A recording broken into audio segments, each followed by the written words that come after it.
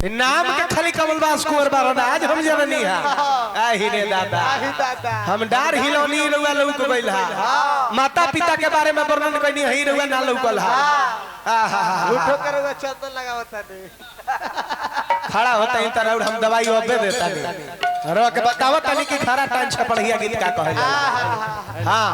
जय हो जमाना हो गल बा 2020 के मारे का बात मारो ना त बोल्ड हो गए ओहू में 3G के जमाना नहीं खे संग संग 4G आ गल बा सुनत तनी कि 4G के खिलाड़ी 2020 के खिलाड़ी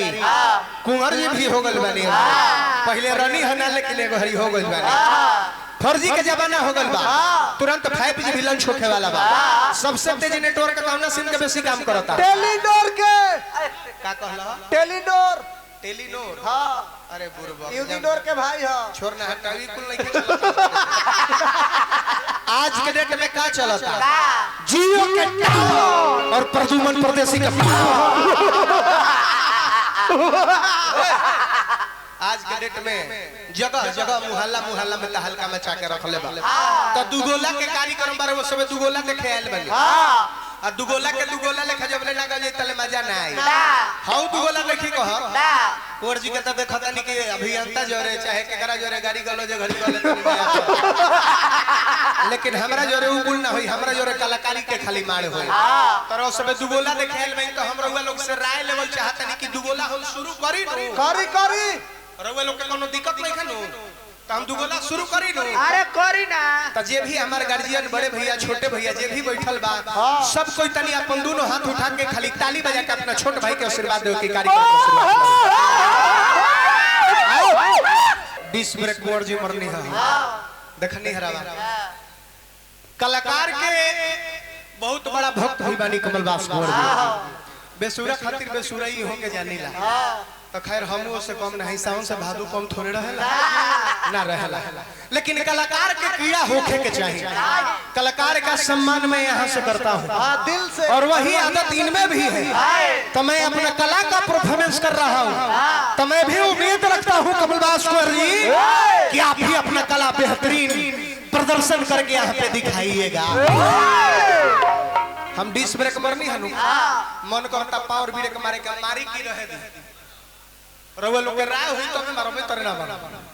पावर ब्रेक मारी की रहे दी मारी नु तो हमारे तक कमलबास कुंवर जी रो मरवावे के पड़े केकरा से जन नचनिया के लेके अलबनी पिंकी उनकरा से मरवावे के पड़ेगा तो कुंवर जी पढ़ल लिखल अगर जो रउआ हो खब तारा उरो था लगबे करी कि कितना पढ़ाई कइले बानी पढ़े जात रही कि कलम चिबावे जात रही और था लगे इंग्लिश गीत गावत नहीं करोड़ रुपया जवाब देवे के अगर जो होई समर्थ तो जवाब देवे को ही ना तो कोनो दिक्कत नहीं प्रदुमन परदेसी कलाकार है कलाकारी के मार करेले आज संयोग बाकी नचनिया के मने हो गेल बा स्टेज पर तब त आजे नु कलाकारी बुझाई वीरेंद्र सिंह का त कहले कि कपड़ा हिलेला डार ना हिले जेकरा हिलावे आई वेनु डार हिलाई गायत्री ठाकुर जेकरा ना रही कहां से ले जेकरा नो रही वेनु बकटी जेकरा धन रही वेनु लुटाई जेकरा केस रही वेनु झारी जेकरा रहले ना रही त खाली भचर भचर भाषण नु करी हमरवा के जवाब देता नहीं प्रदुमन परदेसी का हवे हम कलाकारी के मार मारीला हम बोली के मार ना मारी उल्टा चोर कुतवाल को डांटे लंगटा गांव भकपरा बांटे बोला तनी रहुआ हम त कला देखावत तनी नु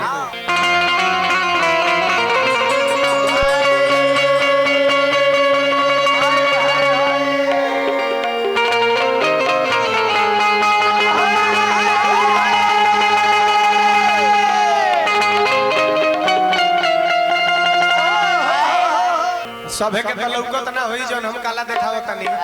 तो चाहब के तनी कुर्सी आ जा हां दुगो फटाक से दुगो कुर्सी दे दी हमरा के